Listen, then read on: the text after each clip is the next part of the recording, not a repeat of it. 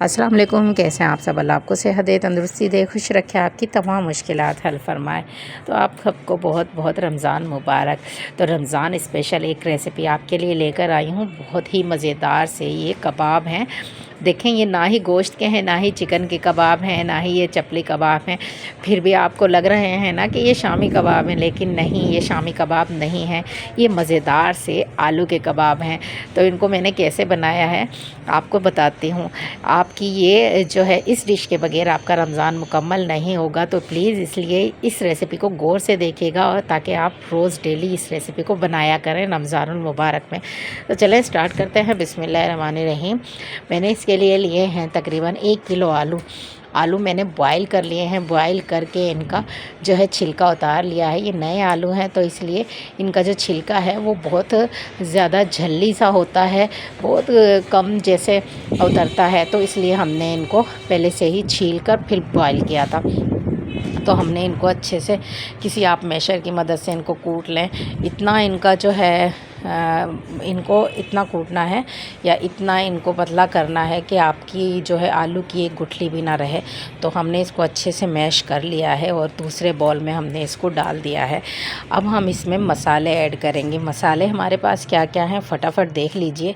ये है हमारे पास पिसा हुआ धनिया, वो है हाफ़ चम्मच, और ये है आमचूर पाउडर। ये है अहम इंग्रेडिएंट्स। आमचूर पाउडर 1 चम्मच मैंने भर के लिया है। आधा चम्मच मैंने हल्दी ली है, और 1 चम्मच मैंने लिया है कुटा हुआ धनिया। साबुत धनिया है, उसको मैंने हाथ से मसल लिया था। तो गरम मसाला लिया है हाफ़ चम्मच, नमक लिया है हस्बे ज़ायका, ज़ीरा लिया है हाफ़ चम्मच, और पिसी हुई लाल मिर्च ली है हाफ़ चम्मच। ये सब ड्राई इंग्रेडिएंट्स हैं। पहले हम ये इसमें ऐड करेंगे, और इसको रख देते हैं साइड पे। तो अब हमने हरी मिर्च को बारीक बारीक काट लिया है, और हमने हरे धनिया को भी बारीक बारीक काट लिया है, और ये है हमारा हरा लहसुन। जी जनाब, लहसुन हम इसमें अदरक लहसुन वाला कूट कर नहीं डालेंगे। जो हरा लहसुन है उसका बहुत मज़ेदार सा फ्लेवर और जायका होता है, तो हम उसको डालेंगे। हरे लहसुन को जो है आप बारीक काट लें।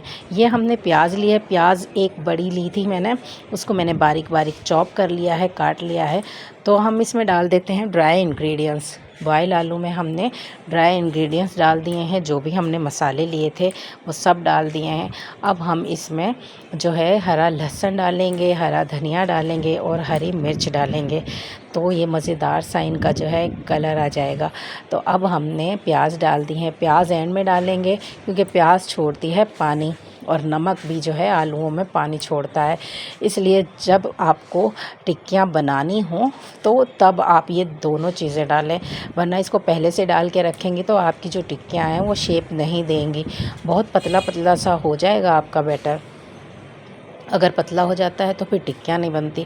तो इसलिए हमने इसको अच्छे से मिक्स कर लिया है। मिक्स करके हमने इसके जो है, अच्छा मैं एक हाथ से जो है शूट कर रही हूँ और एक हाथ से बना रही हूँ, इसलिए आपको नहीं जो है इस तरह दिखा सकती। तो ये मैंने इसकी टिक्कियाँ बना ली हैं। टिक्कियाँ बना कर मैंने एक तरफ प्लेट में रख ली हैं, और भी टिक्कियाँ बनी हैं वो दूसरी प्लेट में हैं।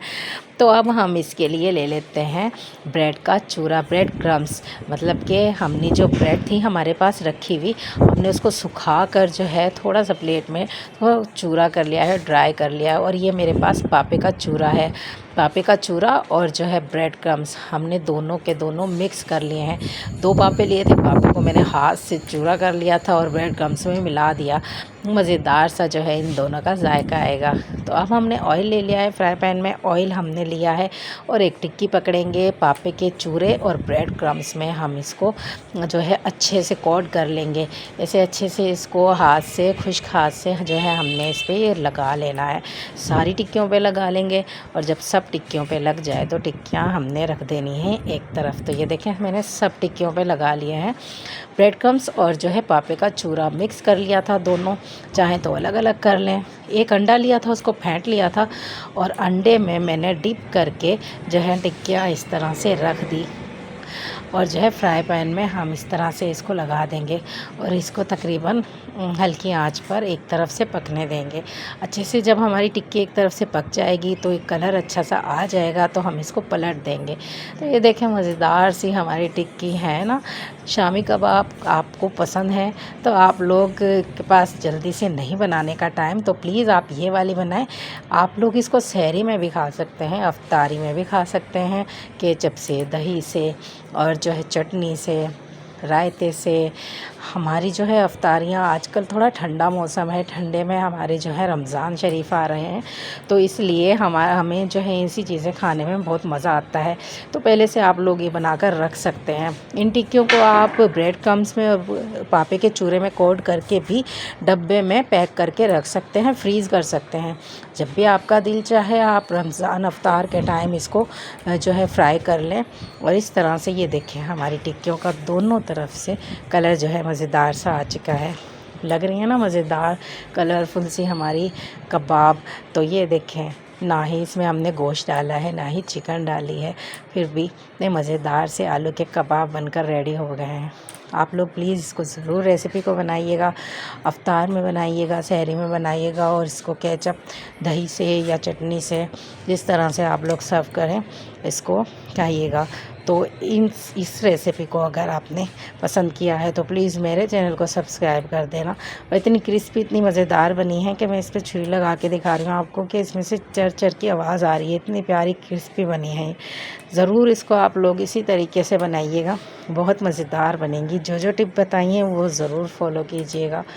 تو یہ رمضان اسپیشل جو ہے ٹکی آپ لوگوں نے ضرور بنانی ہے اور مجھے بتانا ہے کہ آپ لوگوں کی کیسی بنی۔ ریسیپی پسند آئے تو مجھے دعاؤں میں یاد رکھیے گا۔